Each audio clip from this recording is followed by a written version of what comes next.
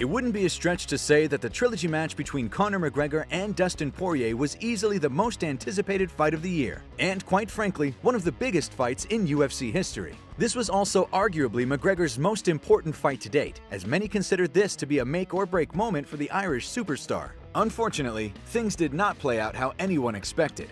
So, for this video, we've decided to do a brief recap of UFC 264 and go over the results for both the co-main and main events. As always, if you guys enjoyed the video, please be sure to let me know by leaving a like and subscribing to our channel.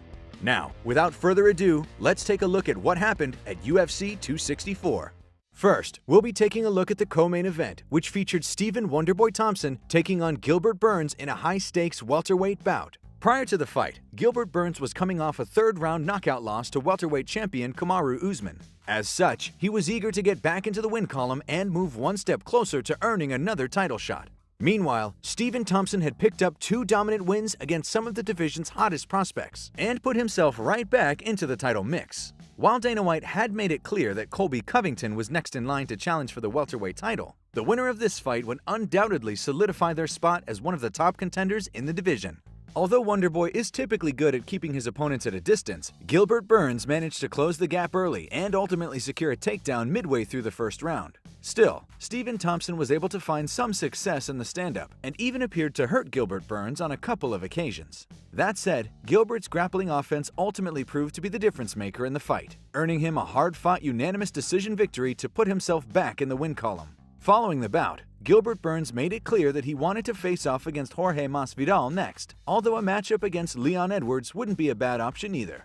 Up next is, of course, the main event, which featured a highly anticipated trilogy bout between the #1 ranked Dustin Poirier and former 2-division champion Conor McGregor. As most fans well know, Dustin Poirier and Conor McGregor had plenty of history heading into UFC 264. The two initially met at UFC 178 back in 2014, where the notorious one scored a first-round TKO to earn the win. Fast forward 7 years, and the two had set themselves up for a very lucrative rematch at UFC 257. After a competitive first round, the Diamond was able to earn his revenge with a second-round TKO, evening the series at 1 win apiece and setting the stage for a third and final rubber match between the two. Unlike their second meeting, which saw plenty of mutual respect, the lead-up to their trilogy was filled with heated moments, the majority of which was generated by McGregor. Tomorrow night I'm gonna make this man pay with his life, and I mean it. You're dead in that octagon tomorrow night. Unsurprisingly, the stakes for this fight were at an all-time high, not only in terms of title implications, but also for both of their legacies. For Poirier, this fight was about validation and proving that their second meeting wasn't a fluke. For McGregor, it was about correcting his loss to Poirier and reminding the world that he's still capable of competing at the highest level. Unfortunately for both parties, no one got the conclusive ending that they wanted. During the opening moments of the fight, Conor came out aggressive and tagged Poirier with some devastating kicks to the leg. Soon enough, Poirier came firing back with some solid shots of his own, before taking McGregor down to the canvas and unleashing some vicious ground and pound, which continued for the majority of the fight.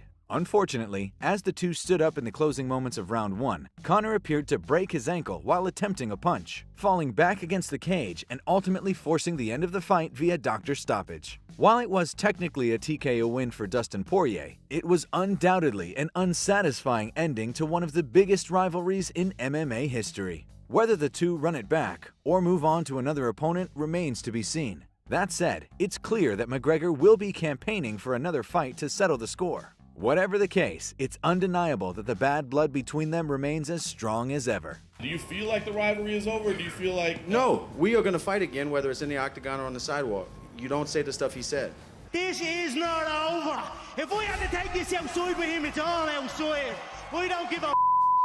As for what's next for Dustin Poirier, it'll most likely be another fight with McGregor, or a title fight against lightweight champion Charles Oliveira. As for McGregor, if he doesn't get another shot at Poirier, perhaps a trilogy fight with Nate Diaz would be a good option.